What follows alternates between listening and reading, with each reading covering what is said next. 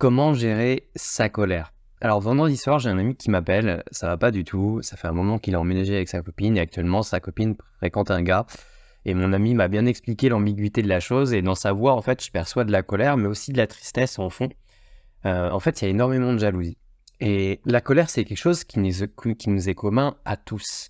Récemment, je discutais avec une dame et pendant 25 minutes, elle m'a raconté des anecdotes de trucs qui l'énervent au quotidien chez les gens quand elle sort faire des courses et j'entends bien qu'elle est en colère, qu'il y a beaucoup de choses qui l'énervent parce que les gens ne se comportent pas comme elle voudrait.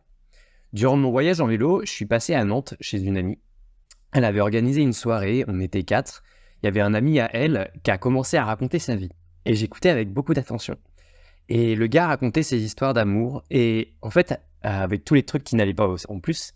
Et j'entendais bien dans sa voix qu'il ressentait beaucoup de colère. La colère provoque un ensemble de sensations qui sont assez fortes dans le corps. Moi, personnellement, ça se manifeste par... en fait, j'ai l'impression que tu tournes un couteau en fait, dans mon bide. C'est ça que ça fait, en fait. Et souvent, ça nous donne envie, en fait, de recadrer sèchement les gens qui nous la provoquent. D'ailleurs, peut-être que ça t'arrive même de te faire des films où t'engueules les gens qui en sont à l'origine. Une fois, je faisais un atelier avec des personnes en visio. Et je demande si quelqu'un a envie de bosser sur un truc. Et il y a une participante qui se propose et elle me partage des moments où ses copines lui partagent des choses qui l'énervent.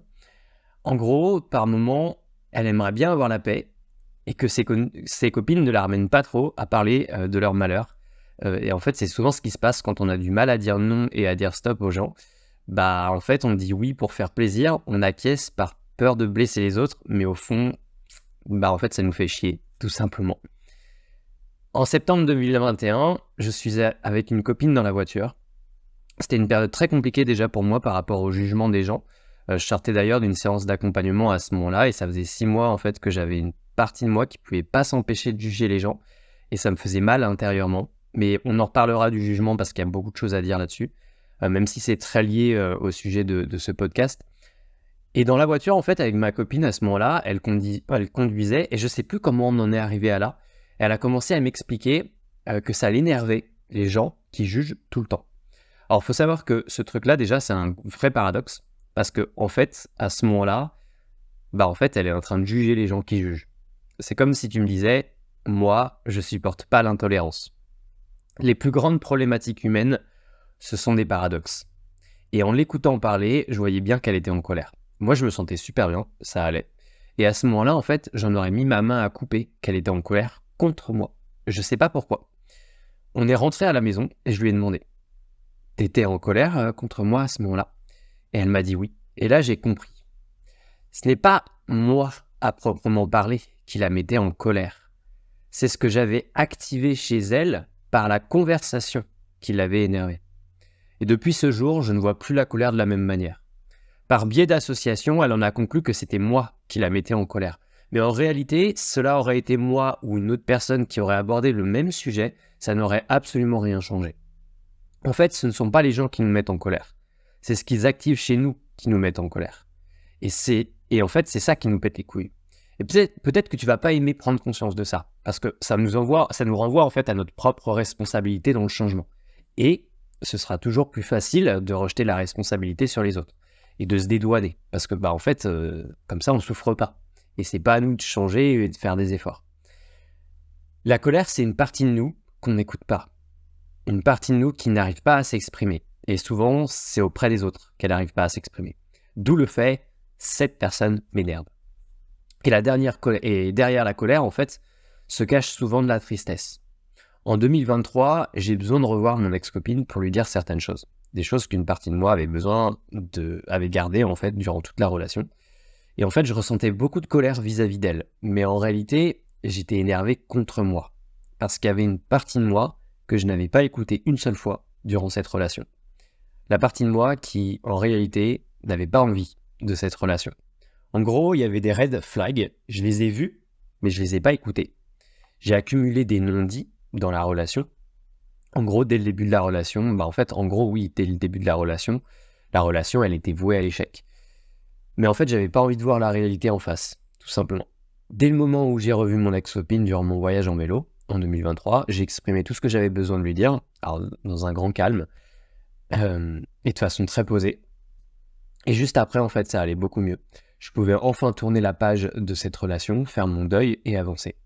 Et la personne ne m'a pas recontacté depuis, et en vrai, j'en ai pas envie. En résumé, la colère, c'est une partie de nous qu'on n'écoute pas.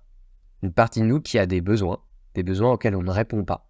Et je peux te garantir un truc, c'est que ne pas écouter cette partie de nous, c'est garantir que cette partie de nous, elle va nous le faire payer sévèrement à un moment donné ou à un autre dans le temps. Et elle va nous faire souffrir jusqu'à ce qu'on l'écoute. Et il y a des gens qui ne s'écoutent pas durant des années. C'est d'abord prendre le temps d'accueillir cette partie de nous qui souffre à l'intérieur de nous, parce qu'en fait, quand on est en colère, c'est une partie de nous qui a mal. C'est lui laisser de la place, la laisser s'exprimer, l'écouter, la considérer, écouter aussi ce qu'elle a à nous dire, prendre en compte ses besoins et mettre en place des stratégies qui répondent en fait à nos besoins. Tout en faisant en sorte aussi que ces stratégies, ça soit OK pour nous entièrement, c'est-à-dire que c'est OK pour toutes nos différentes parties de nous à l'intérieur, mais que c'est aussi OK en fait pour les gens qui nous entourent. Et ça, c'est peut-être un petit peu la partie la plus délicate. C'est comment, en fin de compte, on va négocier à l'intérieur de nous avec nos différentes parties de nous pour que ça soit OK pour tout le monde. Voilà comment aujourd'hui je verrais la colère. Depuis ce jour-là, depuis ce moment dans la voiture avec cette copine-là, je ne vois plus du tout la colère de la même manière. Et en plus de ça, ensuite, dans les conversations, dans les échanges avec les gens, quand tu sais ce qui a tendance à activer de la colère chez les gens, en fait, tu as tendance après à éviter d'aborder certains sujets.